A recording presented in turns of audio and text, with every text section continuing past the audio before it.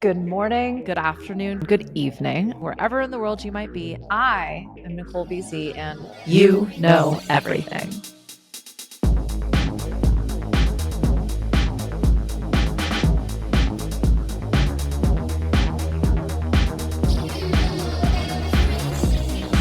Oh, hey, y'all. This is the intro episode that will be the prelude to the next few months of episodes where I debut my first book to you first. This has just happened. It's really exciting. It's called Why Work Isn't Working, semicolon, the evolution of business 3.0. And if you can hear heavy construction, let's just add that into the soup. The why work isn't working. I'm going to be reading this script, this episode, because I'm going to be reading all of the next ones, and I've never actually done that before, just like straight fucking read it. So you're in the living and breathing experiment with me. I feel like the only way for me to know if I hate this is to like actually play it through, and then I'll watch it. And who knows, maybe this will even get released. What fun dialogue. Why work isn't working. You are not broken. Work is. This distinction matters more than anything else I'm about to say, because if you have been paying attention, and you have, that's why you're here, you've probably spent a meaningful chunk of your adult life trying to figure out what is wrong with you, why the hustle isn't converting, why the effort isn't landing, why you keep doing things you were told to do and you still feel like you are just one bad quarter away from something you don't want to say out loud. My friend, nothing is wrong with you. The blueprint was wrong. I'm Nicole BZ.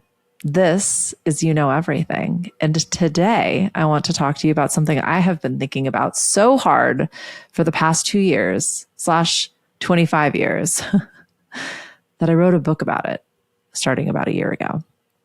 This book is called Why Work Isn't Working, the Evolution of Business 3.0. And I'm going to tell you what I'm doing with it. But first, I need to make an argument because you need to know why I wrote this book. And this book, this argument, starts with a question I have been asking every client I have worked with for 10 years and every business I have started, shuttered, or saved for decades. And it starts with this simple conversation. What are you calling security that is actually just predictability? My father is a Holocaust survivor. That was a beautiful segue. I'm gonna do great at this reading it straight thing. He's actually a communist refugee, and he watched firsthand what happens when people stop questioning the system that feeds them. He understood something most people never ever get tested on. Assimilation is survival, and that is not the same thing as freedom. He cosplayed the script of American success anyway. Most of us do. You wear the jersey, you go through the motions, you keep your eyes on the scoreboard because that is what you were told the game is for. I played along too. After a few successful seasons, I started losing interest in winning another trophy. The further I went, the clearer it got. Success, as sold, is a control mechanism wearing a motivational t-shirt. It rewards exhaustion, monetizes obedience, sells your own identity to you in installments you can never quite pay off. And the thing I could not stop pulling at, the thread I kept finding in every conversation, every client, every business, every thought, was what is actually going on here. And I've decided it's this. The people coming to me were not failures. They were not people who missed a memo, who didn't get the assignment, who were making obvious mistakes. They were competent, smart, driven, purposeful, passionate, creative. I think some of them were even geniuses. All of them were genuinely excellent. They had built things. They led things. They survived things that would have ended other people. And every single one of them had the same question underneath the one they were officially asking. The official question was usually about strategy, money, revenue, scale, direction, what to do next. But the thing under the thing, why does this feel so wrong? Not wrong like broken, but wrong like something was being promised but not delivered. Wrong like I expected a different ending than what was actually happening. Wrong like I did everything I was supposed to do, and I still somehow am waiting for the part where it turns into the thing I actually wanted. The thing that feels like the life I was told I could live. And when I started asking this security versus predictability question, granted in not the exact same words, the answer was always the same. A job, a retainer, savings, retirement, a title, the client portfolio. The thing that feels like security because it felt stable, consistent, foreseeable, projectable, predictable. But the thing is predictable and security are not the same thing. And treating them like they are, I think, is one of the most expensive mistakes we can make inside our professional lives. Predictability calms the nervous system. It makes the future feel manageable. That's real, for sure, not dismissing that. But security is something else entirely. Security is capacity, space, options, relationships, skills, self-trust. The paycheck provides predictability, and we call it security. That was the deal. And for a specific window of time, for a specific group of people, that deal held long enough to feel true, to be taught to us as true. But it's not holding up anymore. And instead of questioning the deal, most people questioned themselves. And that's the thing I can't let go. So here's what nobody in leadership or the productive industrial complex wants to say out loud, because it would blow up the premise of the most of the content we have been sold. The system isn't broken. It's actually working exactly the way it was designed. The exhaustion isn't a side effect. It is a feature. A workforce running too hard to question the terms of the arrangement is a workforce that stays in the arrangement. Framing burnout as a personal regulation failure, something better habits, a cleaner morning routine, or a gratitude practice can fix, is not naive. It's useful to the system. Because as long as the problem lives in the individual is responsible for solving it, and the structure gets to keep running. Frederick Taylor figured this out in 1911. He looked at a factory floor and decided the problem was workers thinking for themselves. His solution was to study every movement, standardize every process, strip out every variable he could not control. He was explicit about his assumptions. The average worker was not capable of understanding or improving their own work. That belonged to management.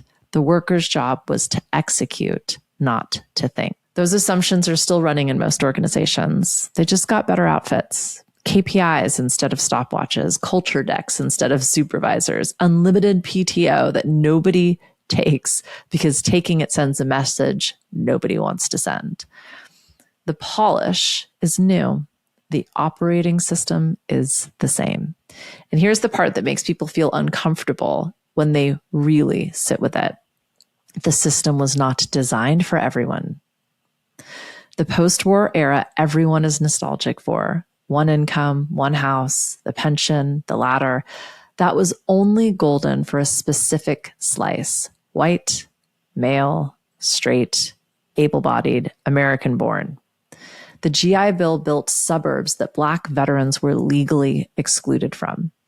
Women who staffed factories during the war were sent home to make room. The nostalgia for that era is nostalgia for a prosperity that was always conditional.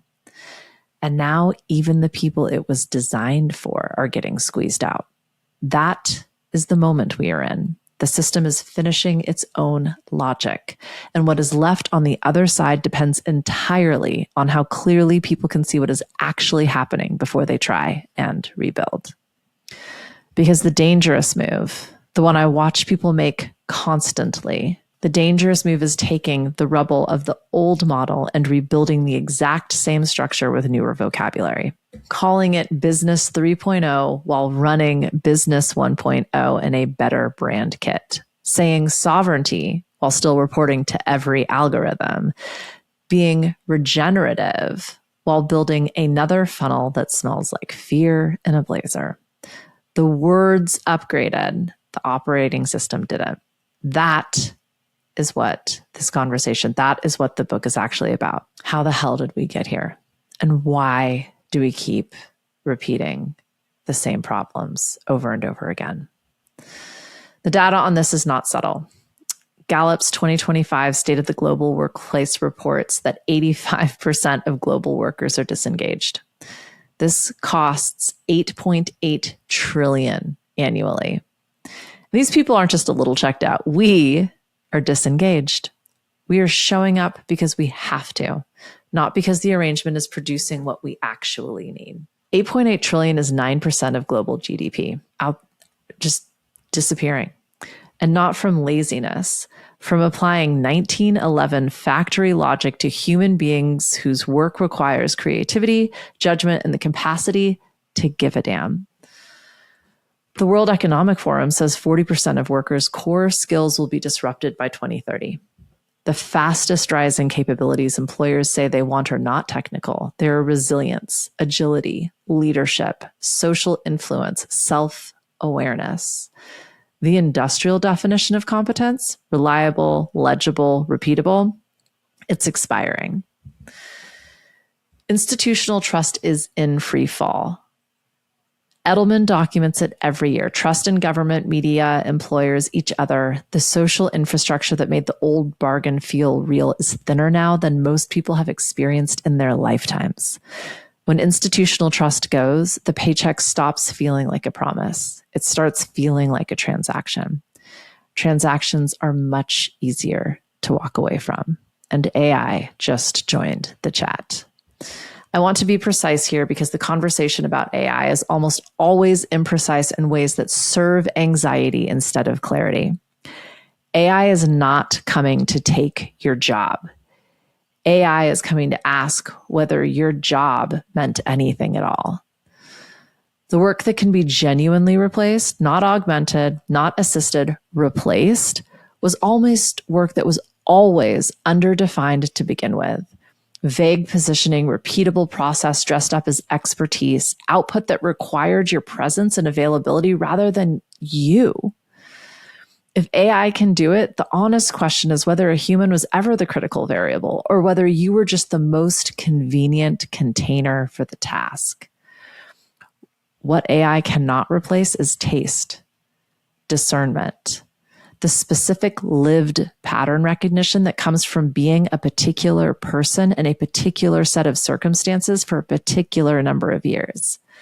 The ability to read what is not being said, to know which problems are worth solving, to build trust through specificity and track record rather than through looking busy in a way that shows up well on social media.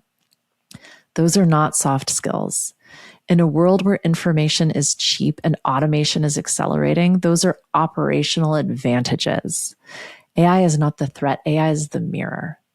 And what it is reflecting back at is a lot of people right now is a question they were not expecting to have to answer. If you strip away the performance of competence, what is actually underneath it? The people who can answer that question clearly are the ones who get to build what comes next. I want to stay on the reel for a minute before the framework because I think this conversation skips past the emotional layer too fast and then the framework never actually lands. Here's what this transition feels like from the inside. It feels like grief. not dramatic grief, that underlying level of grief. The kind where you're functional and productive, and by most external measures, you're doing fine. And also something is like quietly wrong, and you cannot quite name it, but it's just there, hanging around like a bad smell. The thing you are grieving is not always obvious. It's not the job or the money. It's the story. The story that if you did things right, if you did the right things in the right order, the future would become more secure. You believed that story. A lot of people you respected believed that story. And now it is very obviously not delivering on this premise. Grieving a story that was never fully true is a strange experience. There's no ritual for it. Nobody sends flowers. The culture around you is mostly still performing as though the story is intact. I'm still trying to optimize. I'm thinking about credentialing. I'm chasing that next milestone. But yet the next proof that the old logic still applies, if you just try harder, wouldn't that be rewarding? And so you keep performing too, while privately, quietly knowing this grief gets louder. Something has changed. You've known it for a long time. This isn't news arriving with this episode. This is news arriving as confirmation. And confirmation matters because the move most people make when they finally let this knowing be real, when they stop overriding it in the interest of looking like they have it together, they start to make different decisions, smaller ones at first, cleaner ones, decisions from principle rather than urgency, decisions that build towards something rather than decisions that just keep the current arrangement alive one more quarter. That is the beginning of Business 3.0. It's not a destination. It's a different way of thinking. Think about the most famous music industry reacquisition story of the past decade. An artist at the height of her commercial power looks at her contract and discovers she owns none of it. Not the masters, not the publishing, not even her own name in certain contexts. She'd become one of the most visible human beings on the planet. The actual infrastructure of that visibility was owned by someone else. But she didn't collapse. She rebuilt publicly from scratch with a stated intention to own what she made next. This is Business 3.0. Not because it was easy or fast or without cost, but because it was oriented toward compounding rather than performing, toward assets rather than access, towards something that she could call her own in her future. Most people don't think they're in a version of that situation. Ownership feels like a question for artists or founders, not for the rest of the workforce.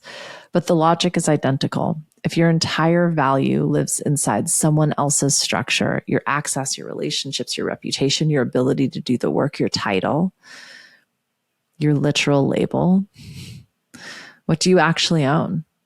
What compounds when you are not in the room? What survives that arrangement ending? That's not rhetorical. These are the questions that Business 3.0 makes unavoidable. There's two kinds of work. There's effort-based and there's compounding. Effort-based produces a result and expires. You show up, deliver, get paid, clock resets. You do it all over again. The old model was almost entirely effort-based, and it functioned when the institution converted your effort into security over time. The pension, the promotion, the ladder. That conversion was the compounding mechanism, but it lived in the institution, not in you. When institutions stopped honoring it, effort-based work became purely transactional with no accumulation on your side. Compounding is different. A process that reduces friction for future decisions, a body of writing that keeps introducing your thinking after you close the laptop, positioning it so specific that clients find you rather than you always hunting them. A team that operates with real judgment so your absence doesn't collapse the system. a reputation built on evidence rather than visibility, standards that protect quality without requiring your constant presence. These build. They create value that doesn't expire the moment you stop pushing. Business 3.0 is the shift from effort-based to compounding. Not because effort becomes irrelevant, it doesn't, but because effort alone, disconnected from ownership, from structure, from each other, is increasingly insufficient. And you don't have to blow up your whole life to start. You have to get honest. You have to be clear about what parts of your current work compound and which parts just repeat. Start building compounding investment, even while you're still inside the ladder, one decision at a time, one project at a time, one blueprint at a time, one real thing at a time. And you build from principle instead of urgency. I've been thinking about this for so long, and I realize this is how I've always worked: autonomous, asynchronous, adaptive, emergent, and regenerative. Compound feeds itself. It grows. We have to understand why work isn't working anymore. We have to know how we got here so that we stop the effort-based, the repetitive actions, because we've been told that is proof of work. So I'm going to read why work isn't working, the evolution of Business 3.0. And I'm going to read it to you on this podcast, chapter by chapter, for the next few months. And this will be the audiobook. The ebook will show up as soon as I finish editing. And this has to get done now. I can't wait any longer. I've waited too long already. The other thing is I couldn't release this on Amazon.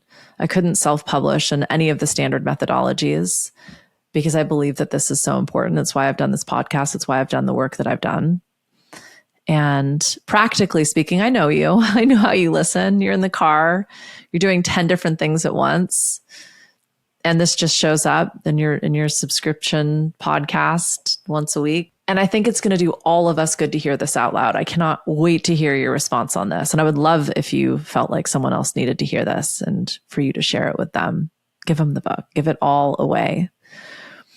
Because this case is compounding. It lands differently when you can feel where I slow down because something matters. And this book starts where most business books can't. The full history of how we built this machine that is now eating us. I have worked, I think, with 0 founders, 0 artists, 0 leaders who had a true understanding of the depths to which they had absorbed the way we've approached business for the last 200, say 2,000 years. Burnout is the business model. The paychecks are cosplaying as security. The power we've all exhibited is LARPing as leadership. And AI is the mirror we have needed to stare into to see ourselves for who we really are. The middle class mirage is gone. The retirement myth has disappeared. And the boss you became before you ever physically quit the job and started your own thing. This is why I've been talking about building in the 21st century. It's going to be completely different. And if we cannot do a deep dive into the programming, the schematics, the system in ourselves, we ain't going to change it. So the Business 3.0 playbook, the how-to is coming, but I'm just a big believer, and we need to dig up our roots. So please subscribe, please comment. I would love to know your thoughts. I'm still editing. They could be in the book. Give me your feedback. It'll be incredibly useful. And also just speaks to everything we're creating in real time with each other. You were part of this living and breathing organism. I wrote this for you. I don't think I needed to do this for me, which is why it took so long. But yeah, I'm excited to share all of this with you. Yeah, let me just say the old work is done. That's good. Let's build something worth inheriting together. Okay, thanks. Love you, mean it. Bye.